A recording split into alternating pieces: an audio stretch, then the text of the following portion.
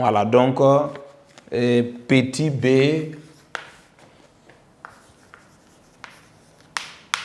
unité pratique. Bon, on peut garder ça. Unité pratique. Voilà, donc ici, les unités pratiques là, quand on parle de pratique, ça veut dire que le temps, par exemple, au niveau de l'unité légale, le temps là s'exprime en secondes. Voilà, vous voyez, en secondes, on ne peut pas travailler, c'est pas pratique. Voilà, quand on dit pratique là, ça veut dire qu'on te donne un temps suffisant. Voilà, on ne peut pas te dire de manger pendant 1 seconde, c'est pas possible. Voilà, donc ça, c'est pas pratique. Voilà, ça c'est ce qu'on appelle, ça, on utilise ça au niveau de l'unité légale. Maintenant, quand le temps là est pratique, ça veut dire que si on te donne le temps en heure, voilà, ça, tu sais qu'on peut te donner, on peut te dire de faire un travail pendant 1 heure. Voilà, ça c'est pratique. Voilà, donc c'est la même chose. Ça veut dire que si le temps, si on te donne le temps en heure, ça veut dire que l'unité d'énergie maintenant, on va donner ça en unité pratique.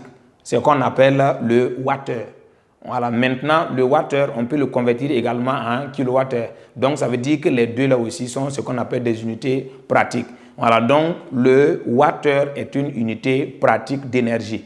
Pourquoi unité pratique? Parce que le temps qu'on te donne là, c'est suffisant pour pouvoir faire quelque chose. Voilà, donc ici, l'unité pratique là, ça veut dire que le temps là s'exprime en heure. Donc, si le temps exprime en heure, ça veut dire que l'énergie là, on trouve ça en wattheure.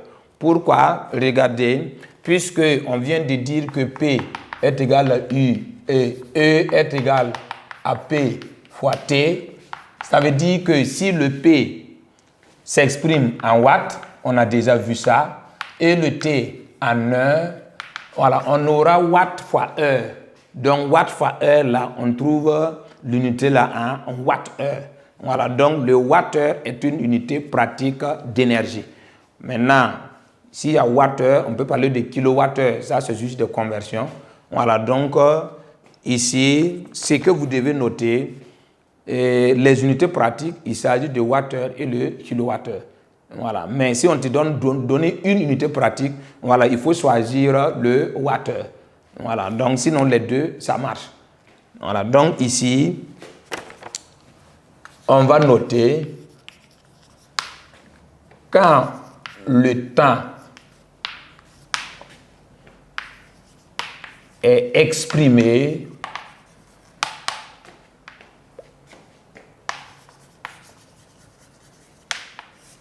voilà, quand le temps est exprimé en heure, ça veut dire l'énergie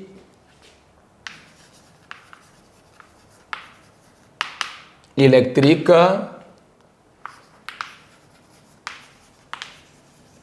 s'exprime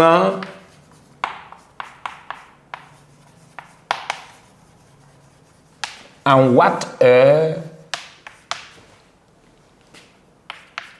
de symbole WH. W c'est watt, H ça veut dire heure. Maintenant, où le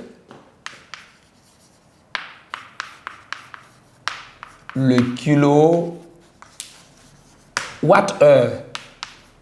en abrégé, voilà, kilowatt, ça c'est kW, heure H, donc ça veut dire que kilowattheure. Maintenant, il y a une correspondance entre les deux. 1 kilowattheure, ça donne combien de wattheures? Voilà, donc on peut faire un tableau. C'est comme si on te demande de donner par exemple 1 kilojoule est égal à combien de joules? Voilà, donc on peut faire un tableau puisqu'il y a un lien. Voilà, donc ici, on peut dire que quoi? 1 kilowattheure est égal maintenant à 1000 wattheures. Voilà, voici une correspondance qui existe entre les deux. Maintenant, on peut trouver d'autres correspondances entre l'unité légale et l'unité pratique. Voilà, donc on peut trouver cette correspondance-là en disant que quoi? 1 wattheure est égal à combien de joules? 1 kWh est égal à combien de joules? Voilà, vous voyez qu'on quitte maintenant d'unité pratique à unité légale. Voilà, donc on peut avoir... Maintenant, si c'est uniquement au niveau de l'unité, par exemple, si on est par exemple si on travaille avec l'unité légale, ça veut dire que joule, kilojoule, voilà, décajoule, ainsi de suite. Voilà, ça veut dire qu'on peut faire un tableau pour ça. Maintenant, si on travaille uniquement avec les unités pratiques, également on peut faire un tableau pour ça. Mais si on veut quitter maintenant de l'unité légale à des unités pratiques ou bien des unités pratiques à l'unité légale, ici c'est difficile de trouver un tableau pour ça. Donc on va juste donner des correspondances, voilà, pour vous permettre de faire des règles de 3 si au cas où si on demande ça lors des exercices. Voilà, donc ce que vous devez retenir également en termes de correspondance, on peut dire que 1 Wh est égal à 3600 joules.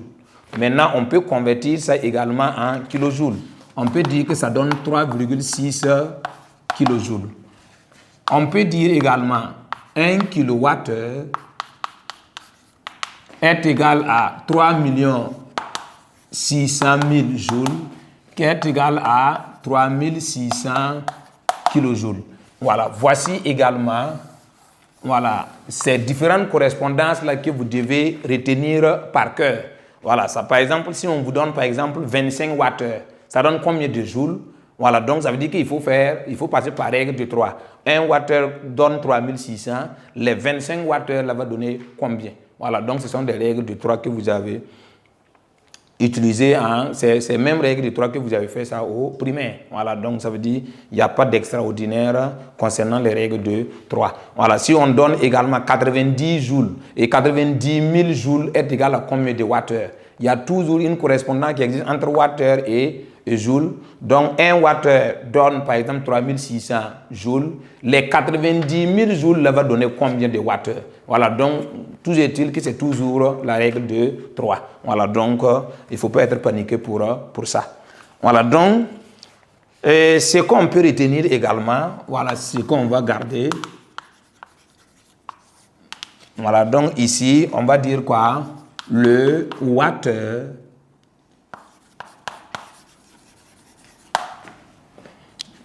est une unité pratique.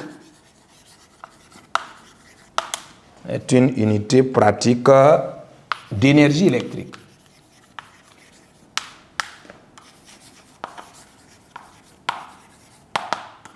Voilà, donc pourquoi on parle de wattheure uniquement, puisque quand on parle de kilowattheure, ça veut dire qu'on a juste converti les wattheures là en kilowatts. Donc ça veut dire que l'unité de départ là c'est le wattheure. Donc le wattheure est une unité pratique. Le joule c'est une unité légale. Voilà, donc en résumé, on peut avoir deux types d'unités au niveau de l'énergie, l'unité légale et l'unité pratique. Maintenant, quand il s'agit de l'unité légale, c'est une seule unité, le joule. Maintenant, l'unité pratique, là, voilà, donc on peut avoir 2 kWh et puis wattheure. Maintenant, tout est-il qu'on peut convertir le joule, il y a une correspondance. Le joule possède des multiples et des sous-multiples. Voilà, donc on peut convertir comme on veut. Voilà, donc après le grand 1 qui est notion d'énergie électrique, ce que vous devez retenir au niveau de grand 1, c'est connaître d'abord la définition et puis les unités. Voilà, donc l'unité pratique et puis l'unité légale ainsi que leurs différentes correspondances. Voilà, donc on va passer maintenant avec le grand 2, ce qu'on appelle énergie consommée par un appareil thermique. Voilà, on va voir qu'est-ce qu'un appareil thermique. Voilà, donc je vous invite à suivre.